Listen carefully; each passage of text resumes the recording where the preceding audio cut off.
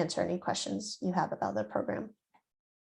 All right, so I think the main or the first pillar of the program is really the community that we offer. So folks who join our fellowship program are connected with our existing community of researchers.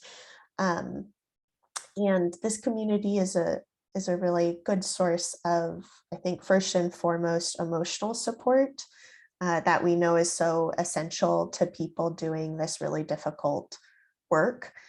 And so I think for me, that has been kind of the most gratifying and rewarding thing about being part of this community.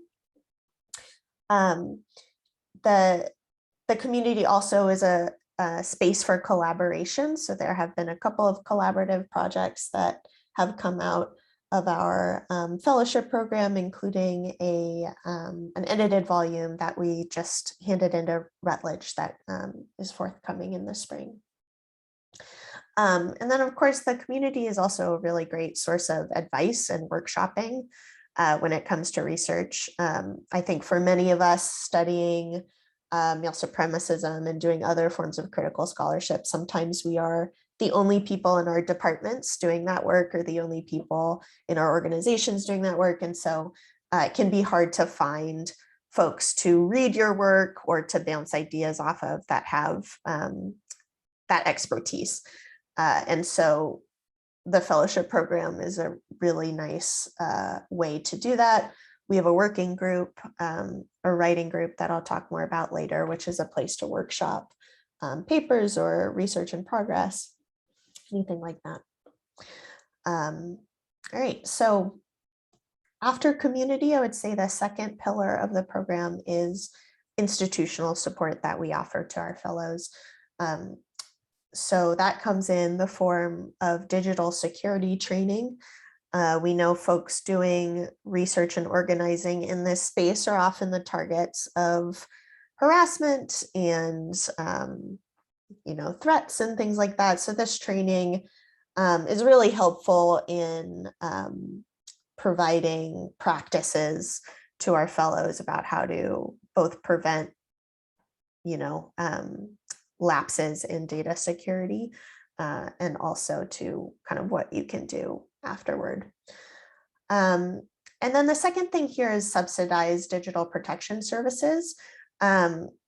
So again, because we know folks doing this work are often the target of harassment and all that, this is a service we subsidize that, the organization we work with finds your information online anywhere it's listed, your address, things like that, and takes it down. And so if you were to do this on your own, it takes a really long time. You've probably tried to do it before, but this is a service we offer that's highly subsidized. It's open to all of our US-based fellows. Because the privacy rules are different in different countries, we're still trying to figure out how it would work elsewhere. But right now it's available to US fellows, and we're kind of pursuing how to do it outside the US. The third thing I want to talk about that's really central to the fellowship program is the promotion we do of our fellows' work and their expertise. So we do this through our email list and through our social media, but we're also often contacted by journalists and by organizers and associations, things like that, folks looking either for someone to interview, an expert to interview, but also someone to provide advice to their organization. So I recently, with another one of our fellows, met with an AAUW group who was facing threats from a men's rights group, and we provided information to them. So part of the fellowship program is giving fellows those connections and kind of promoting their expertise with outside organizations and media. The last thing I want to mention that's kind of the what we provide as part of the fellowship program is all of our core initiatives and programming. So fellows have the opportunity to participate in as many of these as they want. And they're really varied and could cater to a lot of different interests. So the first one I've listed here is the Training Institute on Anti-Supremacist Organizing. We had our inaugural Training Institute this summer. We had organizers working in lots of different spaces, connecting with fellows, learning about the research, and kind of collaborating on projects through that training. And so fellows have the opportunity to help organize this training institute, participate in it, collaborate with the organizers who are part of it. And kind of more broadly than that, as I mentioned, we're often asked to connect with organizers and other organizations that are looking for expertise. And so as a fellow, you would have the opportunity to, form long-lasting advisory relationships if you want. You could design resources to support those organizers, right? There are, I think, a lot of different ways that we can really connect research to action through the Institute. We also have been working for a long time with the Berkeley Center for Right-Wing Studies through this conference on right-wing and supremacism studies. So as a fellow, you would be more than welcome to participate in the male supremacism kind of strain of that conference. As I mentioned, we also have workshops in a writing group where you can circulate your writing and get feedback from folks who are really involved in male supremacism and supremacist studies and have that expertise. Or you could bounce ideas off of them. It can be more informal as well. We also have reading groups. These are, some of them can be primary readings, so reading manifestos and discussing them with other fellows, or they can be, other research that you're reading together. We also do quite a few webinars, so these are geared toward the public. You can check them out on our YouTube channel. But we do quite a few webinars year-round.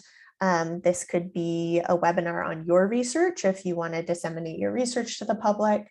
It could be a panel with several fellows. It could be a panel with people outside the Institute. And then the last thing listed on this slide, which we also really encourage, is any kind of community building, networking, or social events. Again, to kind of get at that aspect of community and emotional support that I mentioned earlier. And beyond all the things listed here, we're really open to anything fellows and our mentees at the Institute can think of and design, and any needs they have that we can address. But these are kind of the things that we currently offer. And before I get into how to apply, I just want to talk a little bit about, what do you commit to as a fellow? So our board has been really hard at work kind of revamping this program and what it's going to look like for our spring cohort. So it's going to be an 18-month fellowship.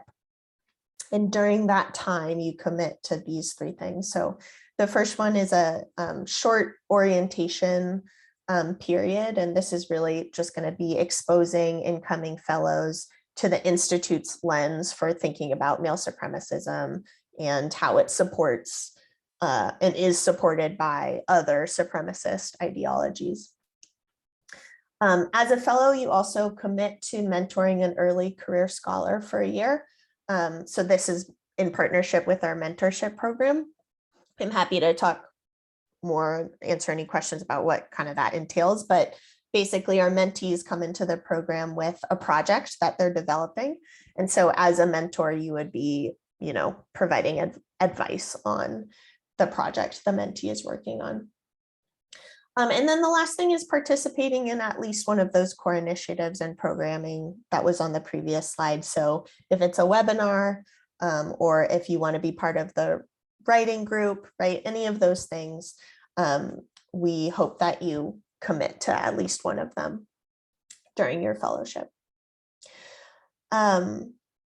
All right, I'm going to move into how to apply. Again, the details are all listed in that call for fellowship or for fellows, including like the link to actually give us these materials if you want to apply. But for the application itself, there are just 3 things you need to do. So the first one is answer a few short answer questions. I think there are 4 of them. You're going to provide us with a research sample, and then you're also going to provide us with a CV. These materials for our spring cohort, the application is due December 1st. And then we're planning on reviewing those materials and then contacting applicants for interviews sometime before February. And again, more details are in the call for fellows, but I do just want to talk really briefly before taking any questions about what we're looking for when we're looking at these materials. So when we review applications, what we're really looking for is whether the applicant is an expert on their subject matter and whether their perspective fits with kind of our mission and our lens at the Institute. So there are 5 criteria that we're looking at. The first one is mastery of key concepts and rejection of male supremacist narratives. So here we're really looking for research that names misogyny and male supremacism as it appears, and also research that rejects, common errors and the false narratives that male supremacist groups really rely on. So that could be like lone wolf discourse, or it could be, blaming mental health rather than thinking about male supremacism as an ideology. So we're looking for research that really rejects those false narratives. And then we're also looking for work where male supremacism is really central to the lens. But I do want to note that you have an option of submitting a research sample that's annotated. So even if, the sample you're submitting, male supremacism, is a little more tangential to the topic, right? You can annotate that document to explain how you would incorporate male supremacism moving forward. All right, the second criterion is potential to contribute to an understanding of male supremacism. Here we're just really looking for how the research sample builds on previous research or fills a gap in the literature. The third criterion is use of an intersectional lens in research. So here we're looking for research that, again, really takes seriously how male supremacism supports other, axes of oppression and is supported by them. So this could be, intersections with white supremacism, anti-Semitism, anti-trans ideology, lots of different things. We would also really be interested in work that shows how male supremacism disproportionately kind of affects or harms marginalized groups at different intersections, right? Race, class, gender, whatever your research discusses. The fourth criterion is rigor of research. And here what we mean is we're really looking for the conventions of research in keeping with whatever discipline or professional field that you're in. So depending on your background, right, that might include, clearly defining your research approach and strategies, or clearly describing the data or questions or sources, right? Whatever fits with your field or discipline. And the last one is demonstrated or expressed interest in our mission. So we are really looking for applicants who are interested in, doing public facing scholarship or connecting research to change, or working with journalists and organizers, or mentoring junior researchers, or building that supportive community that I talked about. This doesn't mean you have to have done all of these things before. So in your application materials, you can, of course, highlight previous experiences that speaks to this interest, or, experiences that might have prepared you for these interests, but you can also explain in those short answer questions just why you're interested in some of the things we do. So don't feel like you need to have already done public facing work to join us as a fellow. All right, so Alex and I are really excited to answer any questions you have, but also if questions come up for you as you are doing your application or after this info session, you're welcome to email me directly with any of those questions, and I'm happy to answer them.